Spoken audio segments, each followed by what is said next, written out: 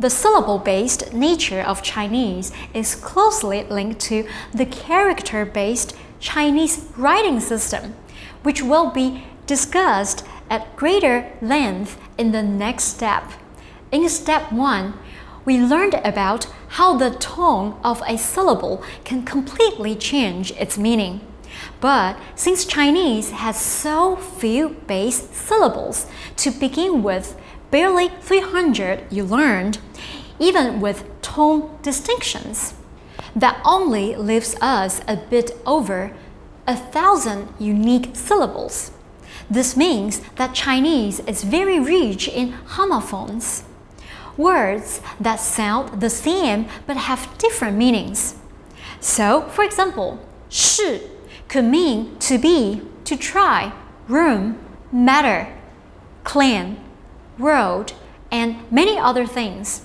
However, each of these meanings has its own corresponding character. They are all simply homophones, not the same word. Okay, you may be thinking, that clears up any potential confusion in written Chinese. But what about spoken Chinese? Won't all those homophones lead to confusion? The answer is not really. There are a few reasons why the common nature of homophones in Chinese doesn't interfere with the clarity of the spoken language. Number 1, the power of context, which you will come appreciate naturally as you hear Chinese spoken more and practice it yourself.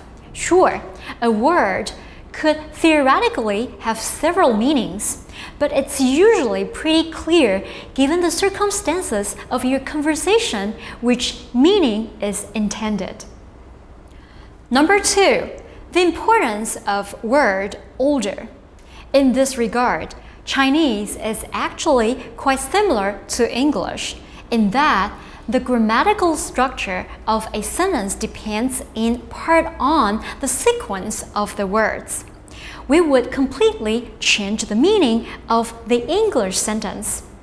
The dog bit the man if we reversed the order of dog and man to yield the man bit the dog. Word order has the same significance in Chinese. Number 3, even though the core of Chinese consists of individual syllables with specific meanings, many words, though not all, in modern Chinese are actually composed of 2 syllables. The core meanings of each of these 2 syllables, when combined, yield the meaning of the word as a whole. In one type of combination, the 2 characters specify different forms of information which complement one another in some way. If the word is a noun, the character combination usually takes the form of one character that indicates the core noun, which is preceded by a character that modifies the core noun to yield a more specific noun. You'll encounter many examples of this in the upcoming steps, but for now, let's take a look at a few examples of different ways that 2 characters can combine to make a word. When we want to name a language, we always use the character 1, which has the basic meaning of language, that functions as our base noun. Then we add a character in front, which modifies 1 by specifying the nationality of the language. So the word for Chinese is the character 中, meaning China, plus 1.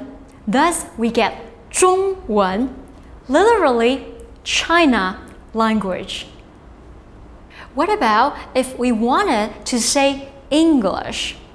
Well, the character for England is ing, so all we have to do is add on 1, and we end up with 英文 England language. So, in the case of language names, since the core noun used will always be one, you can generate the name of any language in a regular and consistent way by simply adding the nationality, simplifying character to the front. Think about how much harder it is in English with different languages using different suffixes like ese or ish. Not in Chinese. There are no irregular forms because the basic syllable building blocks can never change. Here is another interesting example of a word that consists of a root noun modified by another character in a very rational way. 电脑 is the word for computer. The first character, 电, means electric, and the second character, 脑, functions as the core noun here and means brain. And when you think about it, what is a computer? An electric brain. Take another example, 饮料, meaning beverage.